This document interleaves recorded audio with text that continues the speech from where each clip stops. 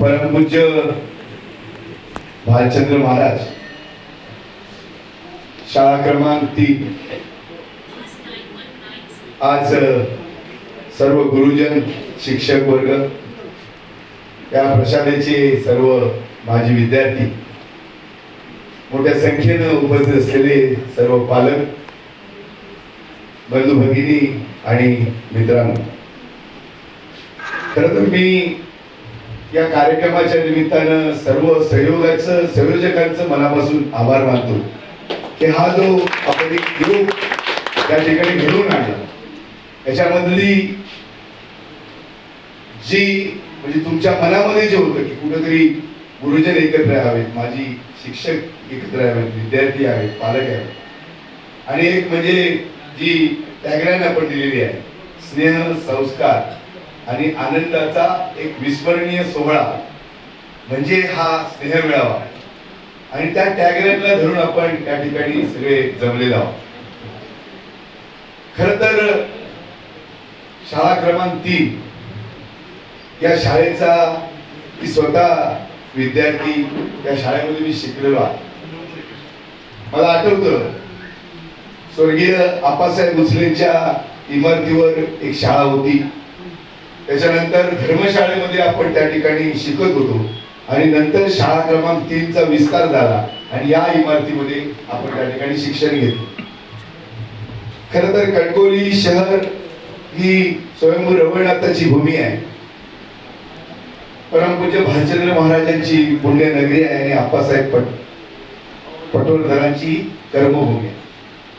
आणि म्हणून या शहराला, या तालुक्याला फार मोठे त्या ठिकाणी संस्कार आहे, विचार आहे, आणि म्हणून अशा प्रकारची माणसं या कणकवली शहरानं, या तालुक्यानं, या जिल्ह्यानं घडवली.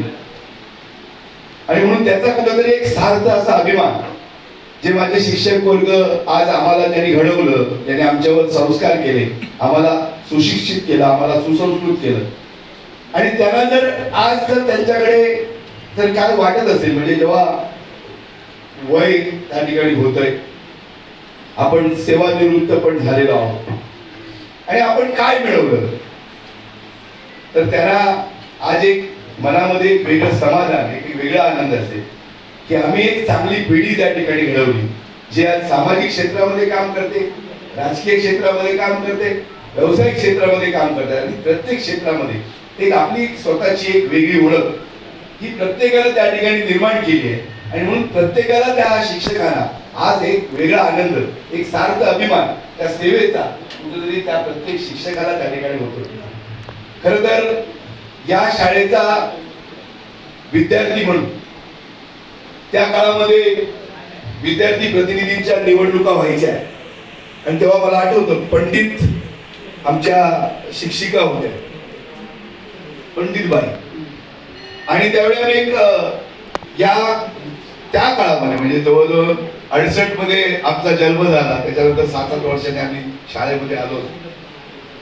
त्यावेळी आम्ही या गावामध्ये शाळेमध्ये त्यावेळी आपण निवडणुका सुद्धा केलेल्या, आणि कुठंतरी पंडितांचा मुलगा, आज तो सीए आहे, बाळू पंडित, त्यांना त्या ठिकाणी या शाळेचा प्रमुख बनवण्यासाठी फार मोठी मेहनत घेतली. रघु सुतार असतील, सुधीर गवाळी असतील, मी असेल, संजय मालनकर असतील, म्हणजे सगळे आम्ही होतो. आणि त्यावेळी आमच्यामध्ये म्हणजे का सांगतो, त्यावेळी आम्हाला तो म्हणजे आज जो काय मी सरपंच झालोय, नगराध्यक्ष झालो, आणि परत दुसऱ्यांदा नगराध्यक्ष झालो, हे तुमच्या सगळ्यांच्या प्रेमावर, विश्वासावर आणि आशीर्वादावर झालो आहे. आणि म्हणून त्या सगळ्या पदामधनं एक विश्वस्त म्हणून आणि तुमचा एक सेवक म्हणून काय आपल्या शहरासाठी करता येईल, ही जबाबदारी तुम्ही माझ्यावर दिली. नक्कीच त्या जबाबदारीला कुठेतरी मी येत्या 5 वर्षामध्ये न्याय देण्याचा प्रामाणिक प्रयत्न करेन. पण या सगळ्या प्रयत्नांमध्ये तुमचा आशीर्वाद, तुमचं सहकार्य हे सुद्धा तितकंच महत्वाचं या ठिकाणी आहे. खरं तर शाळा क्रमांक 3 ही सगळ्यात या जिल्ह्यातली मोठी पटसंख्या असलेली शाळा, म्हणजे जवळजवळ मला वाटतं ते 400 ते 500 विद्यार्थी हे त्यावेळी या प्रशालेमध्ये शिक्षण घेत. पण आता कुठंतरी खासगी शिक्षण संस्था आल्या, मराठी, इंग्रजी अशा पद्धतीच्या शिक्षणाच्या स्पर्धा झाल्या, आणि या स्पर्धेच्या काळात सुद्धा आज शाळा क्रमांक 3 आपलं अस्तित्व तितक्याच ताकदीनं त्या ठिकाणी ठेवून आहे. मराठी पण या शाळेचं त्या ठिकाणी जोपासतंय. आणि म्हणून कुठंतरी शासनानं म्हणजे आम्ही जे सगळे राज्यकर्ते आहोत यांनी सुद्धा हा सगळा जो बदलता काळ आहे म्हणजे आता गेली मी तर 57 वर्षामध्ये त्या ठिकाणी आता पोहोचलोय म्हणजे माझी 50 वर्ष जवळजवळ या शाळेमध्ये त्या काळामध्ये 57 वर्ष. पण बदल जर आपण स्वीकारले नाही म्हणजे जर खाजगी संस्थांमध्ये जे शिक्षण मिळतं ज्या सुविधा मिळतात त्या जर आपण सरकारी शाळांमध्ये जर देऊ लागलो तर मला नाही वाटत कोण त्या ठिकाणी ह्या शाळा मराठी शाळा सोडून इतर शाळांमध्ये त्या ठिकाणी जातात.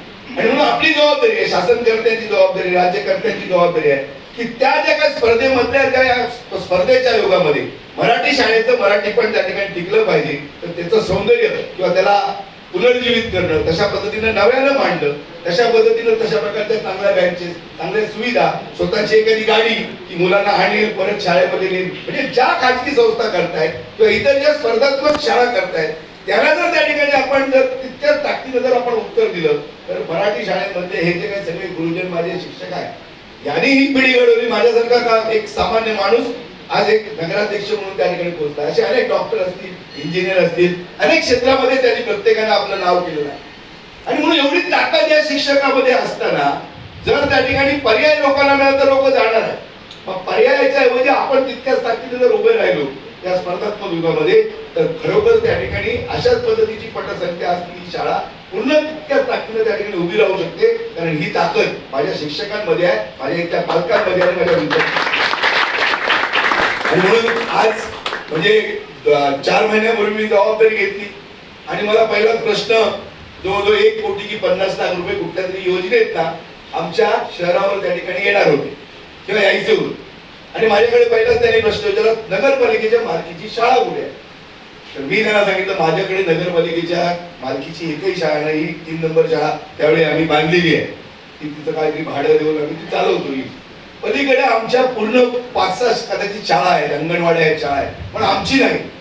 म्हणजे जर त्या नगरपालिकेच्या शाळा असत्या तर तो 1 कोटी रुपयाचा निधी हा त्या शाळांवर त्या ठिकाणी खर्च झाला असता त्या विद्यार्थ्यांवर त्या ठिकाणी खर्च झाला.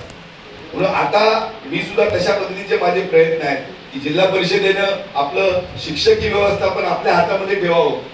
शिक्षकांचे पगार बदल्या हे सगळे अधिकार तुम्ही ठेवा पण या शाळेमध्ये आमच्या शहरातली मुलं शिकतायत माझ्या तालुक्यातली मुलं शिकतायत त्यांना चांगलं शिक्षण देण्याचं काम त्यांना चांगलं दर्जेदार साहित्य त्यांना तशा सुविधा ह्या त्या ठिकाणी मिळायला पाहिजे. तर कुठंतरी ह्या शाळा कुठंतरी नगरपालिकेकडे वर्ग करा इमारती वर्ग करा जागा वर्ग करा कुठं त्याचा आता एक आराखडा चांगल्या पद्धतीने बनवला जाईल. आणि ज्या काही वर्ग खोल्या बनवून आपण सगळीच जागा घेतली त्याच्यापेक्षा एखादी इमारत त्या ठिकाणी बनवू त्याच इमारतीमध्ये 3-4 मजले 7 मजल्यापर्यंत आता परमिशन आहे तिथं त्या ठिकाणी लिफ्ट करू तशा पद्धतीच्या सुविधा देऊ आणि उर्वरित जे आहे ते मुलांकरता मैदान अशा पद्धतीचं होऊन त्या शाळेचं म्हणजे 3 नंबर असेल 4 नंबर असेल 5 नंबर असेल 1 नंबर असेल ज्या शाळा माझ्या शहरामध्ये अनेक लोकांनी दानशूर लोकांनी त्या जमिनी दिल्या त्या काळामध्ये आणि म्हणून त्या जागा शाळा म्हणून त्या ठिकाणी निर्माण झाल्या त्याच्यावर आज शाळा त्या ठिकाणी उभा आहे. पण त्या शाळा जर आपण दुरुस्त केल्या नव्यानं त्या ठिकाणी स्पर्धेच्या पद्धतीने जर उभ्या केल्या तर माझा या शहरातला पालक या मराठी शाळांवर तितक्याच ताकदीने विश्वास ठेवेल आणि खरं तर एक चांगलं काम या शहरामध्ये उभं राहू शकतो. मी शिक्षकांच्या म्हणजे जे ती सेवा देत आहेत किंवा त्या पद्धतीनं विद्यार्थ्यांना घडवत आहेत याच्याबद्दल माझा कुठलंही दुमत नाही ते चांगलंच काम करत आहे. पण त्यांना चांगल्या सुविधा जर मिळाल्या तर चांगल्या पद्धतीनं नवीन युगाच्या नव्या काळामध्ये त्या स्पर्धात्मक युगामध्ये सुद्धा त्या ठिकाणी विद्यार्थी आपला घडेल. खरं तर आज मी जास्त वेळ घेत नाही एकच मिनिट संपूर्ण कोकणाचं आपलं एक आता एक पॅटर्न निर्माण झालाय कोकणचा सिंधुदुर्गाचा की याच्यामध्ये जो जेव्हा महाराष्ट्राचा निकाल लागतो 10वीचा 12वीचा या सगळ्या निकालामध्ये आपण कोकण हे त्या ठिकाणी अग्रक्रमांकावर असतो प्रथम क्रमांकावर.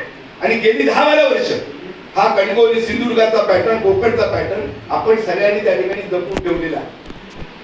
मग हा जो पॅटर्न आहे म्हणजे मुलं आपली त्या ठिकाणी शिकतायत प्रथम क्रमांकावर त्या ठिकाणी आघाडीवर असतायत 10वी-12वी मध्ये पण त्याच्यानंतर ती जातात कुठं त्याच्यामधलं जे सातत्य आहे ते सातत्य राहिलं पाहिजे. 10वी मध्ये जो 100% मार्क घेणारा आज पूर्वी आम्ही जेव्हा शिकत होतो तेव्हा आम्हाला पास व्हायची भीती असायची म्हणजे 35% मार्क पडतात का याच्यासाठी किंवा पुढचा विद्यार्थी पास झाला तर आम्ही मागचे विद्यार्थी पास अशा प्रकारची भूमिका असायची. आता अशी स्पर्धा झालेली आहे की 100% पास आता नापास होणं कठीण झालेलं आहे ही स्थिती आहे. आज जर कोणी म्हटलं मी नापास होणार तर नापास होऊ शकत नाही, ही स्थिती आजच्या शिक्षणाची आहे. माझं त्याच्यामध्ये असं म्हणणं आहे की चांगली गोष्ट आहे की आपण ज्या प्रथम क्रमांकावर किंवा ज्या शिक्षणामध्ये आपण एक कोकण पॅटर्न, सिंधुदुर्ग पॅटर्न निर्माण केलेला आहे, हा पॅटर्न कुठेतरी 10वी 12वीच्या नंतर सातत्य त्याच्यामध्ये राहिलं पाहिजे आणि मग तो कुठेतरी IPS किंवा अशा प्रकारचा आमचा जिल्हाधिकारी आमच्या सिंधुदुर्गाचा असावा, आमचा तहसीलदार आमच्या सिंधुदुर्गाचा असावा, प्रांत आमच्या सिंधुदुर्गाचा असावा, जी SP आमच्या सिंधुदुर्गाचा असावा. एवढी जर गुणवत्ता आमच्या कोकणच्या पॅटर्न मध्ये ठासून भरलेली आहे तर ते विद्यार्थी तिथपर्यंत का पोहोचत नाही आणि 10वी 12वी नंतर त्यांचं नावच कुठं त्या ठिकाणी काही आहे. आताच्या बोटावर मोजणारे त्या ठिकाणी सातत्य ठेवतात आणि आपलं कर्तृत्व घडवतात, पण 10वी 12वी मध्ये प्रथम क्रमांकाचा पॅटर्न असणारा कोकण पॅटर्नचा विद्यार्थी हा भविष्यामध्ये सुद्धा तशाच पद्धतीनं या महाराष्ट्रात आणि या देशामध्ये चमकला पाहिजे. या पद्धतीचं काम आपण त्या ठिकाणी उभं केलं पाहिजे. इथं संघटकीय ज्ञान दिलं पाहिजे, स्पर्धा परीक्षा त्या ठिकाणी आपण घेतल्या पाहिजे, चांगल्या पद्धतीचे स्टडी रूम. माझी तयारी आहे, मी माझ्या शहरामध्ये ठरवलेलं आहे एक शिक्षणासाठी एक वेगळं दालन माझ्या तालुक्यातल्या आणि शहरातल्या विद्यार्थ्यांसाठी त्या ठिकाणी मी करतोय. माझे प्रयत्न आहे. खरं तर भालचंद्र महाराजांनी स्वयंभू रवळनाथांनी मला एक ताकद द्यावी.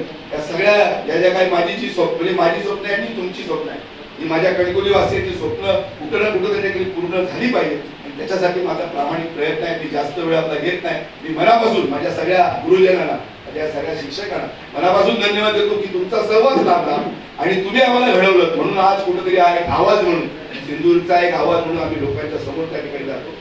हे संस्कार मी जे आम्हाला सुसंस्कृत केलं, आमच्यावर संस्कार घडवले आणि म्हणून कुठेतरी आम्ही ताठ मानेनं त्या सिंधुदुर्गामध्ये त्या ठिकाणी वावरतो आणि म्हणून याचं सगळं श्रेय या सगळ्या विद्यार्थ्यांना घडवण्याचं, या समाजाला घडवण्याचं, समाजाची जी जडणघडण आहे ही सगळी तुमच्यामुळे त्या ठिकाणी झालेली आहे आणि म्हणून तुम्ही कुठेही मनामध्ये नावमय राहू नका. कसं होतं ज्यावेळी आपण हे सगळं करतो किंवा आपण आज पैशाची स्पर्धा करतो, आपण किती श्रीमंत आहोत आणि मग तिथं कुठेतरी आपलं चुकलं, आपण आपल्या मुलाला त्या ठिकाणी देऊ शकलो नाही, दिशा देऊ शकलो नाही, हा कुठेतरी मनाला.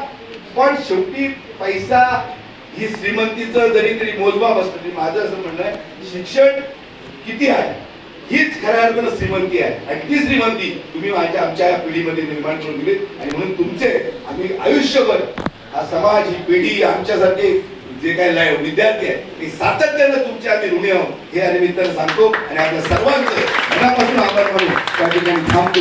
जय हिंद, जय महाराष्ट्र. धन्यवाद.